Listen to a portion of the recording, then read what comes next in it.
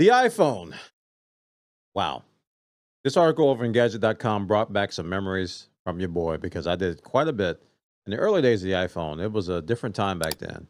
This article states that the iPhone changed tech overnight. Almost 20 years later, nothing else has come close. And I'm not even going to go past the title of this. I just want to talk about just the iPhone. And this was a time when everybody was using physical devices, physical keyboards on devices. So you had devices like the BlackBerry, which was very popular back then, especially for business stuff. You had Nokia with their devices. One that comes to mind was the E61. That was a game changer. It had a big giant keyboard on it. The T-Mobile Sidekick also had a physical keyboard, and the beginnings of what was happening back then was that we were moving towards smart devices. You know, we were combining the idea of a personal organizer or a PDA. We call them personal digital assistants. We had Apple even had the Newton a while ago. We had the Palm Pilot, but all these different personal digital assistants. And the idea was to combine your organizational life with your telephone. So that's where the idea of a smartphone came from. And then we started attacking things like cameras and all kinds of other stuff on there. So you had your contact management, your calendars, all these different things that you had on your PDA were now coming to your phone. So we were combining two things. So Steve Jobs hopped on stage and said, hey, we have this thing called the iPhone, which everything back then was iMac, i this, i that. So the iPhone. And everybody laughed. Literally everybody laughed and said, this is going to be Apple's biggest failure ever. And the first thing they pointed to, the thing doesn't even have a keyboard. It doesn't have a physical keyboard. How do they expect people to use a personal digital assistant / device without a physical keyboard? They're using an on-screen keyboard. That is crazy. Well, almost 20 years later, physical keyboards are pretty much gone. All of them.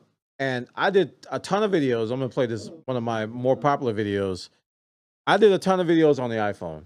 And this one right here was just on the idea of jailbreaking, because Apple, in its initial incarnation, they didn't have a whole lot of applications. This was before the App Store.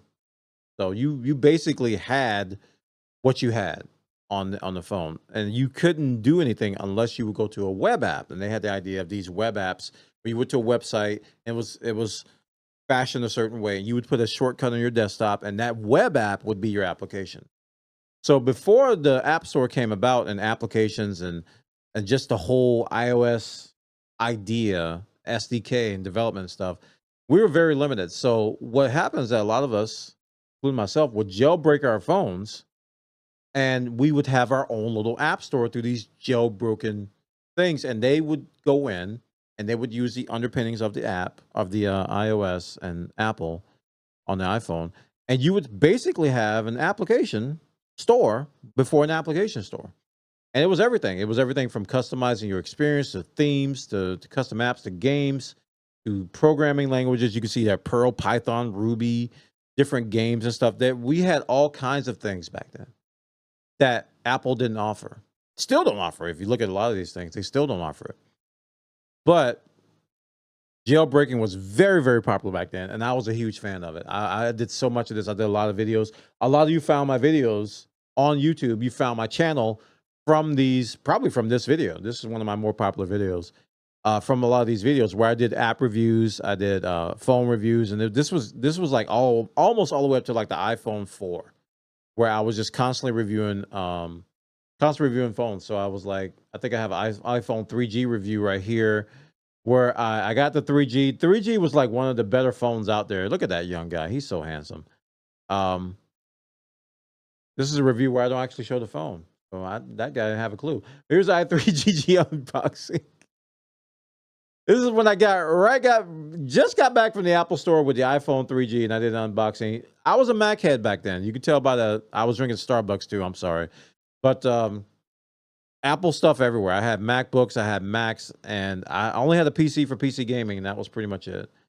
But you can see the unboxing here of the device, and just the iPhone changed everything, man.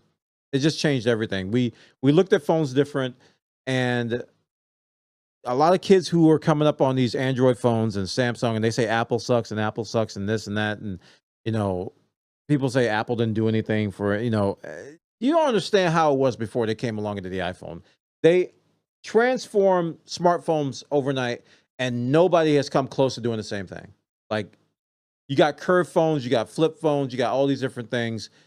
Nobody has come close to transforming the smartphone or phone industry as much as Apple did when they came out with the iPhone. It was so different, so bold, and they took so many chances because it dismissed what people had got ingrained in their brain. I need a physical keyboard. I need a PDA. I need Palm. I need this. I need a BlackBerry. I need corporate email. I need these apps. I need this. All that stuff was thrown out the window. Apple said, "Here's what we're going to offer you: a very tight, cohesive experience with not a whole lot of third-party apps." But what you're going to be using is going to be very good. And it caught on like wildfire. It transformed Apple overnight. Apple became a totally different company after the iPhone. Make no mistake. They became a totally different company. So I agree with this article that nothing else has come close. But they say transformative doesn't necessarily mean positive, though. Yes, it does. Yes, it does. They can try to bash Apple all they want to. They try to make Apple look bad. Especially since the antitrust stuff is coming out and the government's suing Apple. They can say all the stuff they want, but our lives have been made better. No doubt about it when it comes to mobile devices and phones. Now, here's the thing. A lot of us are jaded now. A lot of us are jaded with the iPhone or phone concept because every year or every other year we get a new phone and it's just a rectangle. It looks like the previous phone because nobody's doing anything different. Everybody's trying to do these wild like side cases and these what's the word I'm looking for? They're trying to do things that are very outlandish, like gimmicks. That's the word I'm looking for. They're like gimmicky, like folding screens and stuff like that. That's not innovative. That's just like doing the same thing with a different looking screen. It's not transforming what you do and how you do it per se. It more so is just like, oh, now I have two screens instead of one. I got a Nintendo 3DS instead of a regular phone. So nobody's taking chances because everybody's taking the safe bet that everybody wants a triangle, a rectangle. Sorry, I was thinking polygons. Everybody wants one of these. They want a rectangle screen, and that form factor isn't going anywhere for a long time. Apple is trying again with the Vision Pro, trying to do spatial computing. That's another big step, another big chance that they're taking, that they're investing heavily in this spatial computing realm. Is it going to succeed? We don't know. But you have to start from that. You have to take chances. Companies aren't willing to take chances. Apple is willing to take chances, and always comes with disagreement. And why are you doing things different? Why not do things the way we're always doing it? And that's not innovation. That's not making a difference. You have to basically challenge the status quo in terms of how people do things in order to make a change in terms of tech. And some companies are doing it. I'm not saying Apple is the only one doing it, but the iPhone reminded us that Apple took a chance back then and it changed the way we use phones. Google followed suit with Android. Android came, I mean, we had the T-Mobile Sidekick, but eventually, like I think I even have some of my reviews of like the first Android phones that came out. I got a review unit of that phone. And there was a hybrid system where they had the physical keyboard or you could type on the screen, right? And that was like the first thing with Android is that they didn't want to abandon the physical keyboard at first. And it wasn't until later that they did that because they felt that Apple was wrong. And it turns out people, with the proper technique and the proper skills and the proper, keyboard software, touch typing became a thing. It's the norm now. And then we graduated to the tablets. We graduated to the bigger devices, touchscreen devices. Even Microsoft tried to make all of Windows touchscreen with Windows 8. And we look back on that and like, what were they thinking? I know I do. I'm like, Windows 8 was a disaster. It was an absolute disaster. Don't even talk about it. Don't even talk about it. It was an absolute disaster. Windows 10 still has remnants of Windows 8's touchscreen nonsense. Where Microsoft tried to marry mobile and the OS together. I guess that was their version of trying to be innovative, and it failed horribly. They reverted big time in Windows 10 and even more so in Windows 11. So check the story out, man. The iPhone changed tech overnight, almost 20 years later, and nothing else come close. I agree wholeheartedly with that title. That's what got me to read this, go and check out this article.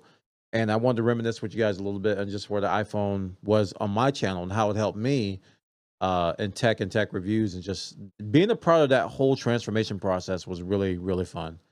And I'll never forget it. I'll never forget it. It's something that you don't experience in your life very often, where technology just comes on. It's like I can akin it to people who were around when television was first invented, or color TV, or the automobile and internal combustion engine, and just these transformative advances in human technology where it changed the way we did things completely. And we're going to come across one of these another thing like this very soon.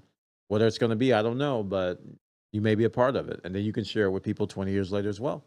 Check the story out over on thegadget.com. They got the details. The iPhone changed everything, man. It really did. It really did.